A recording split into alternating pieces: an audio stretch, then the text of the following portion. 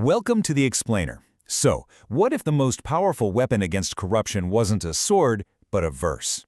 Today, we're going to break down a satirical poem from Iraq that takes aim at the powerful with devastating precision.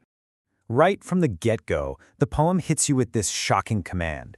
It basically plunges us into this world that's just completely twisted by irony. I mean, think about it. It's an instruction to lie, to praise corruption.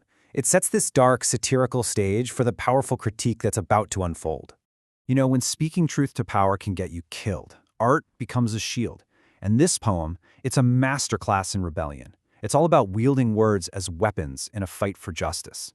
And that's something that echoes far beyond its borders. It joins this long, proud tradition of protest literature. Now, to really grasp the poet's genius here, we have to talk about satire. Think of it like a covert operation in literature. It's a way to deliver a really devastating truth, but it's all wrapped up in this disarming cloak of humor and irony. It lets the powerless challenge the powerful and, live to tell the tale. Okay, this is where the poet's brilliance just shines. He issues this sarcastic warning against the very thing he's doing. By telling us not to criticize, he's actually broadcasting his dissent even louder. He's literally turning the oppressor's own rules into a weapon against them. It's just genius. All right, let's dissect the core of the satire. We're going to explore how the poem masterfully exposes the completely twisted logic of corrupt officials and will reveal the self-serving excuses they use to cling to power.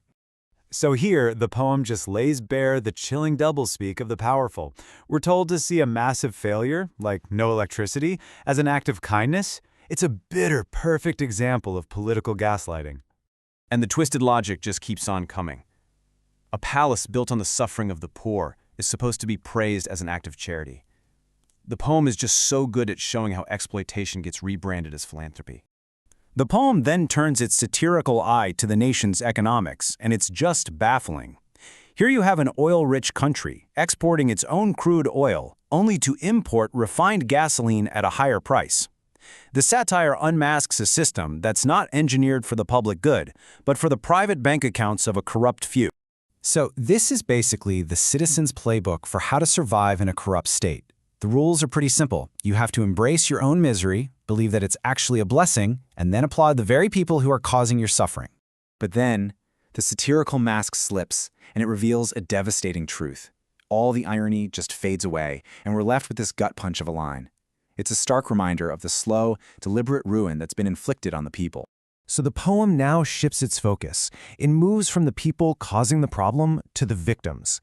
We start to see the direct, painful consequences of all this corruption on the lives of ordinary people. The intellectual game of satire gives way to the raw, human cost. This simple line carries so much weight. It's not just talking about losing money or property. It's talking about a deep moral decay, the corrosion of a nation's soul by the relentless acid of corruption. And the poem grounds this suffering in a brutal economic reality. Just imagine a whole month of hard work, and your entire salary is gone in just 2 days.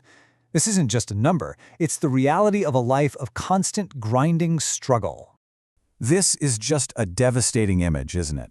A people so brutalized that humiliation has become part of their identity.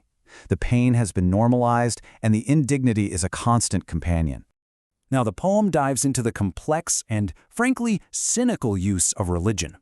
We see how faith is twisted into a mask for the corrupt, and yet it's also the desperate last hope for the oppressed. The poet exposes this hollow performance of piety. The politicians, they flaunt their prayer beads and their beards, but these symbols are just a thin veil for their corruption. Theirs is a faith that has no morality. And here we can see the two faces of faith in stark contrast. For the corrupt official, it's a political prop, right? A costume of righteousness. But for the poet and his people, it's a desperate cry for salvation from a reality that's just become unbearable. Here, the poet's voice is just raw, unvarnished, and filled with so much anguish.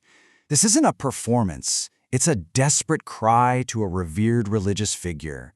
A plea from a land where the suffering is so great that it ages even the children. The hypocrisy, the suffering, the desperate pleas. It all builds to the poem's powerful and honestly unsettling conclusion. There are no easy answers here, just a final, chilling warning to those in power. The poem delivers this potent, almost biblical warning. The silent tears of the oppressed, it argues, can shake the very foundations of power.